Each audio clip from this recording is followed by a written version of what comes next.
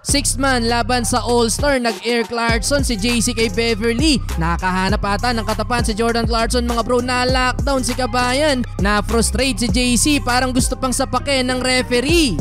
Utah Jazz versus Philly, balik lineup si Tyrese Maxey mga bro, pero wala ngayon ang MVP na si Joel Embiid. 5 games na lang ang natitira kay the process para maging eligible pa din sa MVP title. Well, first quarter, no problem kahit wala ang MVP. Nag-take over naman ang first timer All-Star na si Tyrese Maxey. Kanya galing ang first 10 points ng Philly. Parang ginanahan mga bro nang malaman na kasama siya sa All-Star Reserve. Total of 18 points sa opening quarter ang nagawa ni Maxey, shooting 7 of 9 sa field. Napa Jordan Shrug pa ng sayawan ng player ng Utah. Umabot sa 8 points ang lead ng Philly. Lauri Markkanen at Colin Sexton parehas may tig 7 points para sa Utah, 6 para kay John Collins. Under 4 minutes nang ipasok si Jordan Clarkson, agad nakapagbigay ng ambag si Kabayan. Binuli si Maxey sa paint, nawala pa ang depensa. Nakapagdala pa ng assist si JC, gandang drop pass kay Kessler. Natapos ang first quarter, lamang pa din ng 7 points ang Philly, 39-32.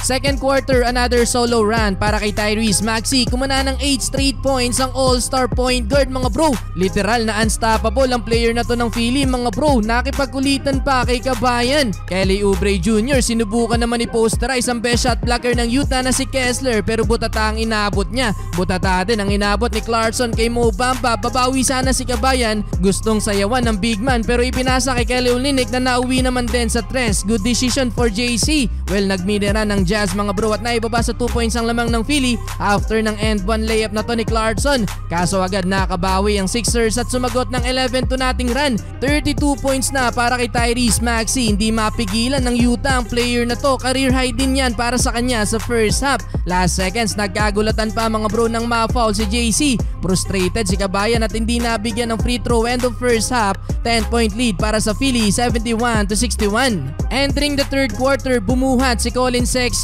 Yung double figure lead ng Sixers biglang baba na lang sa isa mga bro, 77-76. Hawak na ng home team ang momentum pero under 5 minutes parang in-undertaker ni Mo Bamba si Colin Sexton nang masakal sa may bandang leg si Young Bull. Inindayan ni Sexton mga bro at paububo pa ang player ng Jazz. Sa nangyaring yan, labas muna si Sexton, ipinasok si JC. Assist at panglamang na floater agad ang naibigay ni Kabayan sa Utah. Nasundan pa yan mga bro ng corner 3 points sa bench mismo ng Philly. Ilang segundo pang tumayo dyan si Clarkson. Pero etong si Maxey mga bro, gandang bawi naman ang ginawa. Binastos ang rookie, may kasama pang foul. Last 2 minutes na frustrate ulit si JC sa officials at napareklamo. Nang walang foul na ipinito ang referee, hindi tinantanan yan ni Kabayan. Well, naitabla pa ng Jazz ang laban nang ma-foul si Kelly Olynyk sa 3 points, 93-93, end of third quarter. Well, fourth quarter, pinahirapan ni Jaden Springer etong si Jordan Clarkson mga bro sa depensa. Na-lockdown si Kabayan, mailang beses pang na-turnover ang bola. Halfway mark nang makapuntos na finally si Clarkson sa depensa ni Springer. Sabay may pag-aangas pa sa bench ng Philly mga bro. Takeover na din si Markkanen sa Jazz. Baba na lang sa isang kalamangan ng Philly, 115-114.